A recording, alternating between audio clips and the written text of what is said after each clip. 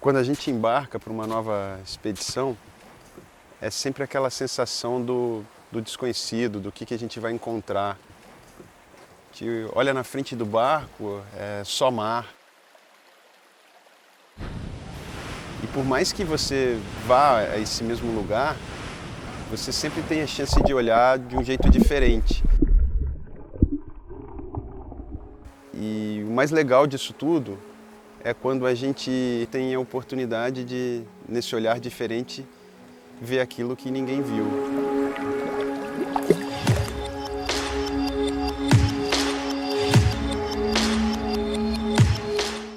Tá no mar, para mim, é onde eu me sinto em casa. Eu entro no barco, eu me sinto à vontade, ali eu tô feliz, né? Tô solto, né? E essa atividade, ela começa 2, 3 dias antes, dependendo do tamanho da expedição, né? O planejamento para a expedição de pesquisa marinha, ele é muito particular. Quando a gente faz o agendamento, 1 mês, 2 meses anterior, quando faltam 2 semanas, bate aquele friozinho na barriga, que eu costumo dizer aquele friozinho bom, positivo, que te liga o alerta. Então você começa a preparar, separar as tralhas de mergulho, os equipamentos, cilindro, colete, e deixar tudo ali separadinho para nada ocorrer de diferente, você não tem nenhuma surpresa negativa na atividade de campo. Aí quando eu entro no barco, aí eu me sinto em casa. Aí o ar vai mudando, a umidade, o ar que você respira, o ventinho vai batendo, você começa a ver a beleza do distanciamento, do silêncio. Então ali eu fico muito à vontade, né?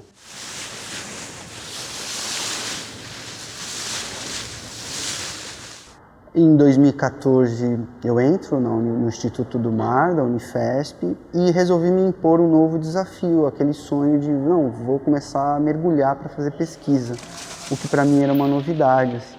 E nós planejamos a pesquisa para o início de 2015. Então o objetivo era mergulhar nessas 3 áreas, na Ilha de Alcatrazes, na Laje de Santos e na Ilha da Queimada Grande. Para fazer a contagem de peixes, a gente faz um censo visual, a gente chama, é a contagem e identificação dos peixes. Consorciado a isso, nós também fazemos fotos dos recifes rochosos dessas áreas, para depois até relacionar os peixes com o que tinha de cobertura de organismos que vivem associado à rocha. Nós começamos a pesquisa por Alcatrazes, passando 2 dias lá. Depois fizemos o mergulho na Laje de Santos. E por conta de condições de mar, a gente só conseguiu operar ali a Queimada Grande uma semana depois. A Ilha da Queimada Grande, ela está localizada entre Itanhaém e Peruíbe. A distância daqui da costa lá dá 37 quilômetros em média. O diâmetro dela, ela tem 1.500 metros de diâmetro. Os cientistas dizem que por metro quadrado existe de 4 a 5 cobras nessa ilha. Por isso que ninguém pode descer, é proibido. Ninguém desce lá, só o Butantan e a Marinha. E é uma qualidade de cobra, uma espécie que no mundo inteiro não há, só aqui na Ilha da Queimada Grande. Chama-se Jararaca ilhoa. Quando a gente chegou na Ilha da Queimada Grande, que era o nosso último destino dessa nossa primeira expedição, né, para tirar essa fotografia, a ilha nos surpreendeu. Impressionante, os caranguejinhos aranhas, os peixinhos mais territorialistas ali defendendo o seu território, muita interação, cara, muita interação. Os peixes interagindo com os invertebrados, poxa, impressionante. A ilha que a gente considera com menos restrição, então a gente entendia que a gente, né, de certa forma, ia ver menos espécies, mas o que de fato ocorreu é que durante os primeiros mergulhos nós fomos surpreendidos com aquela feição de fundo, aquele tipo de fundo muito colorido.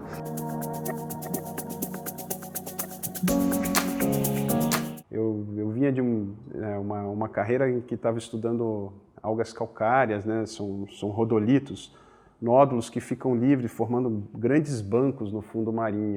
E aí, quando eu caí lá na queimada, né, pela primeira vez, a primeira coisa que me chamou a atenção foram alguns nódulos dessas algas, né?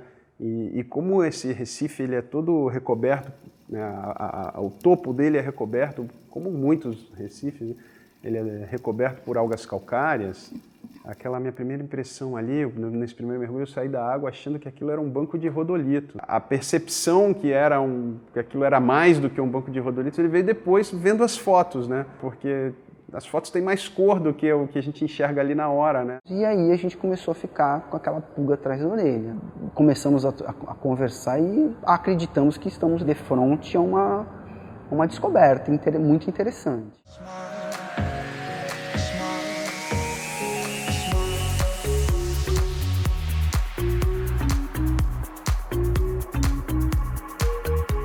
Na hora que a gente chegou a uma conclusão, estamos de frente de uma descoberta de um recife de coral, que seria o recife de coral mais ao sul do Atlântico, a gente, além de trabalhar nessa frente, para descrever de forma bastante robusta esse achado, nós começamos a engatar uma série de outros projetos de pesquisa para tentar entender qual era a dinâmica de crescimento desse recife, se ele ainda cresce nos dias atuais. Bom, hoje a gente sabe, né, que esse recife, a gente conseguiu mapear ele, a gente sabe que ele tem 320 mil metros quadrados, são 320 mil metros quadrados únicos, do único recife subtropical no Atlântico, né? A gente fez furos, tem testemunhos dele, hoje a gente sabe que esse recife ele tem pelo menos 5.500 anos e é interessante porque hoje o crescimento dele, né, ele praticamente não cresce mais como uma estrutura recifal,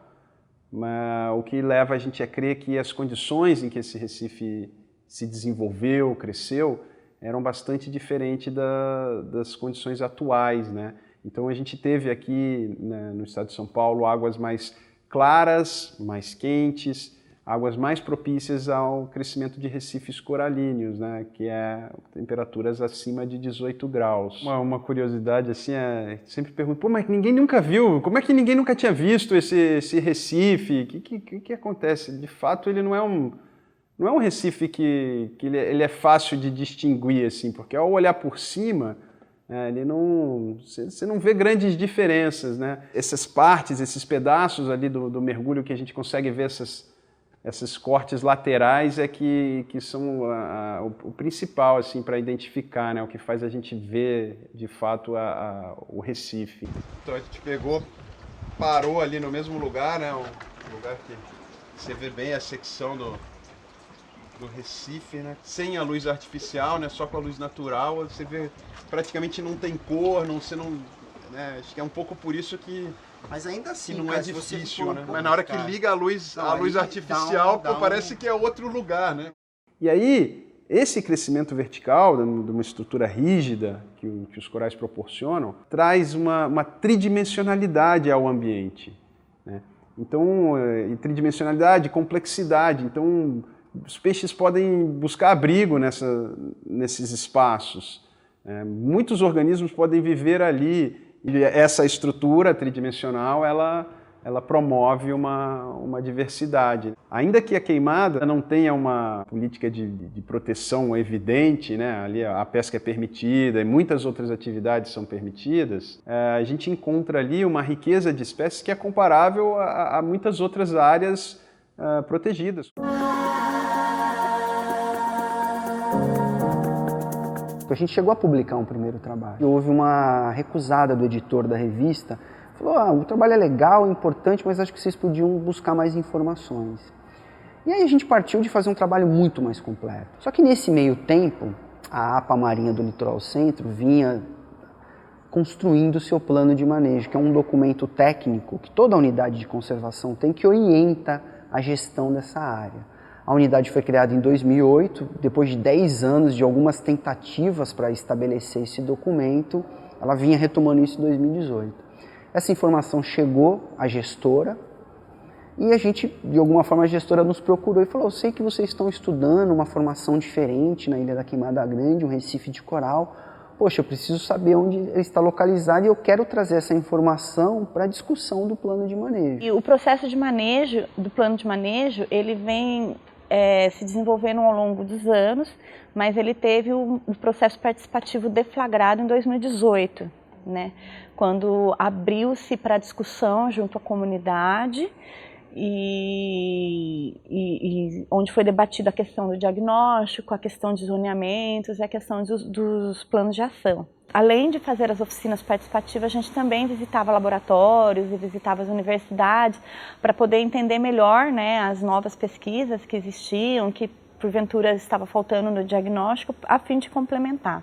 E um desses laboratórios que nós fomos pesquisar foi justamente o LABEC-MAR. Numa conversa com o Fábio e com o Guilherme, eles falaram que estava caracterizando, no final da parte de caracterização dos recifes de corais, né, onde ia ter um reconhecimento acadêmico, né, e aí eu falei para eles, nossa, então a gente precisa trazer isso para o processo para a gente conseguir ter um olhar diferenciado. O que aconteceu ali é que quando a gente aportou a informação de ter um recife, né, durante a criação ali do plano de manejo, então olha, no primeiro momento quando você fala tem um recife, então tem que proteger. Parecia uma atmosfera de que aquele era um ambiente que deveria ser fechado, protegido completamente, né?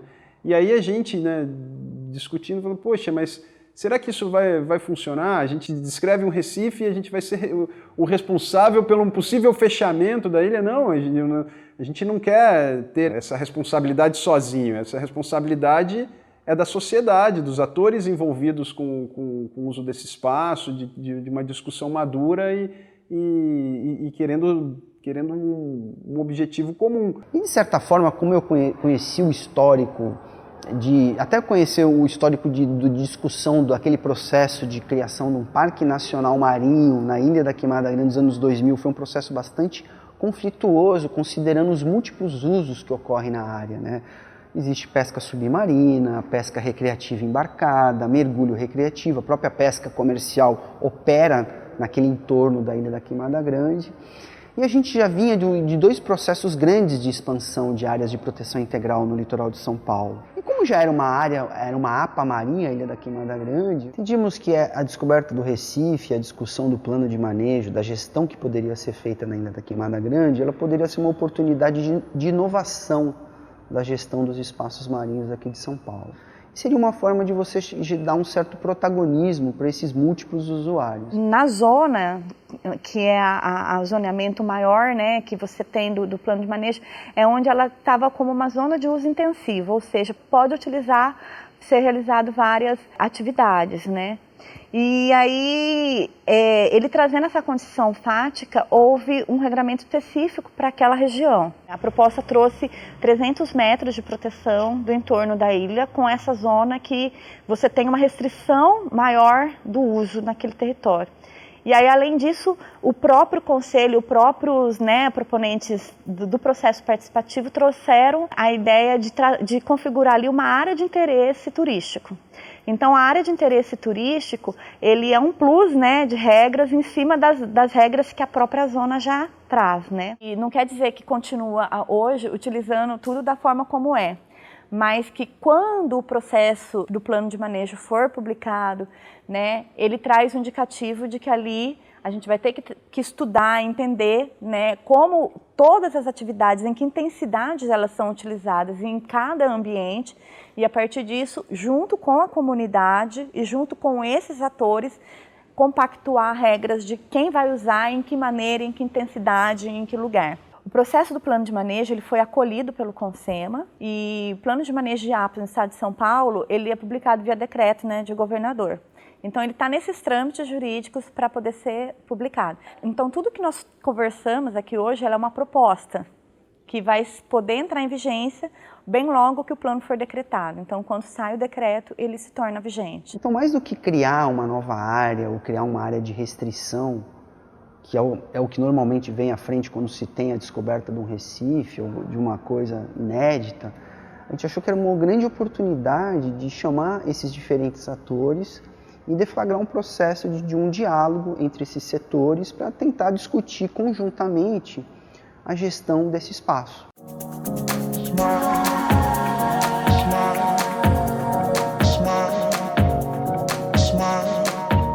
Eu já faço pesca subaquática desde os 7 anos, né? Eu tenho uma bagagem da pesca subaquática. E na Queimada Grande eu tenho mais ou menos uns 15 anos de pesca por lá. Então a gente depende de fatores climáticos, o tempo, o mar, visibilidade, e a gente não é uma pesca seletiva. A gente não consegue pegar um cardume inteiro de peixe. Inclusive existe uma cota de pesca estabelecida pelo governo de 15 quilos de peixe e mais um peixe de qualquer tamanho, o que acaba fazendo com que a gente tente sempre pegar o troféu, né?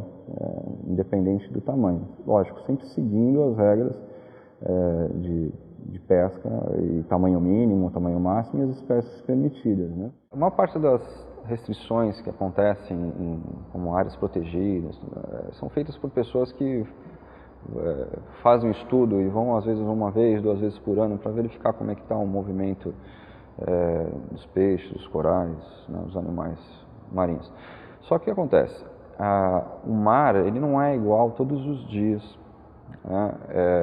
Você pode hoje ter uma vida espetacular em qualquer lugar, até dentro de um parque marinho, e amanhã a condição é totalmente diferente, porque depende de corrente marinha, depende de visibilidade, né? O peixe ele vai descer, vai subir, vai se movimentar, o peixe migra, ele não fica só num local.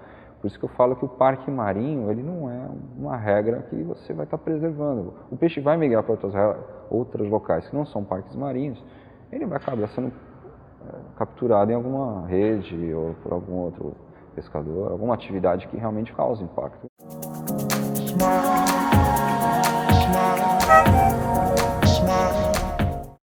Então, as embarcações que costumam frequentar essa ilha, a maioria das embarcações elas ficam onde? Em marinas, como essa minha aqui. Então a gente sai daqui do rio Itanhaém, atravessando as ondas aí que a gente fala do encontro do rio com o mar de Boca da Barra.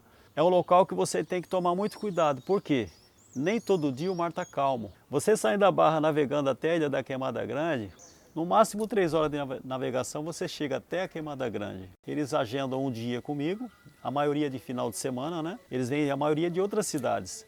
Sai com eles e navegamos até a ilha para eles fazerem essa pesca. Tem um certo conflito em relação ao uso da Queimada Grande por conta dos mergulhadores que têm mais a cabeça na preservação, que vem aqui para observar realmente a biodiversidade, mas também tem o uso da pesca, né? Da pesca esportiva e dentre outras atividades aí de pesca que acabam predando esses animais que o público de mergulho vem observar, né?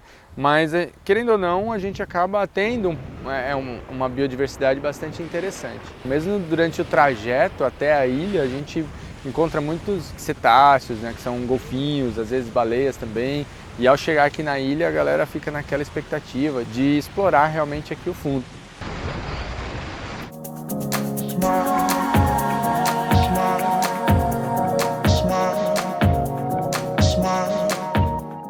Olha, existe uma preocupação das autoridades. Eles se preocupam muito com os pescadores que estão frequentando a ilha. É o contrário, os pescadores eles estão preservando a ilha. Eles não deixam ninguém chegar lá e degradar a natureza, jogar um lixo. Pelo contrário, eles dependem disso. Então eles têm que ajudar a preservar, como sempre foi. Agora as praias em si, as autoridades não se preocupam de ir lá fiscalizar para ver a sujeirada que o próprio turista ou alguns moradores talvez deixa ir para a água, a sujeira que não poderia ir. Isso que eu não acho certo, entendeu?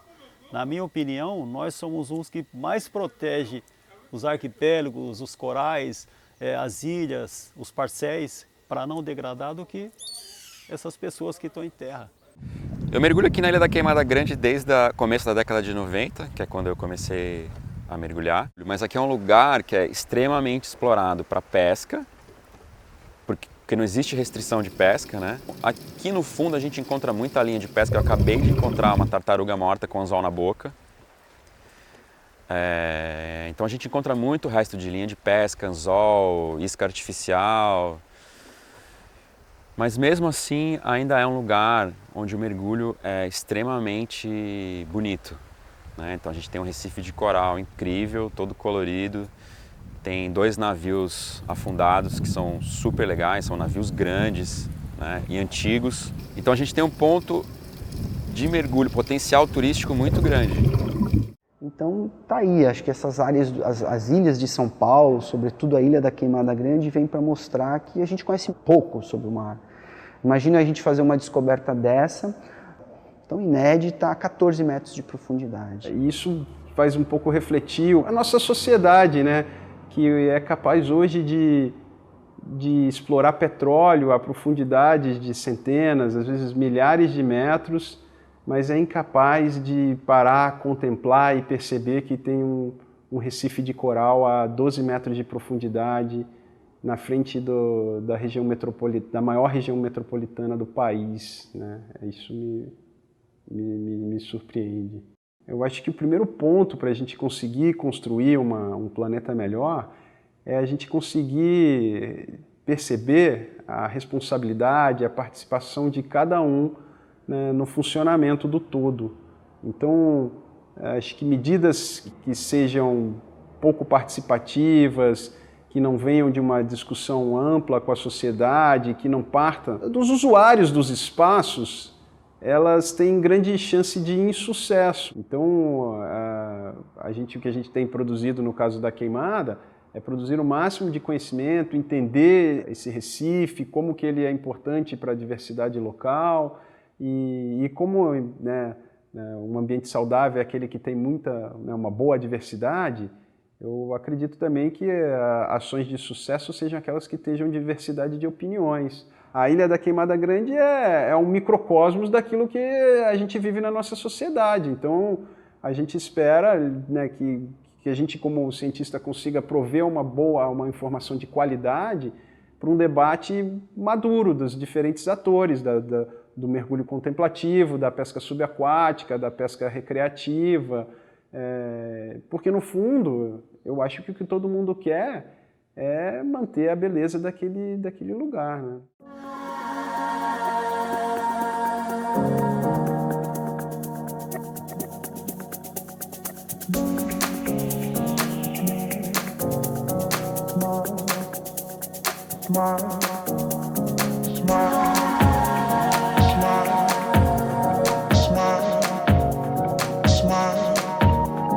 Smile.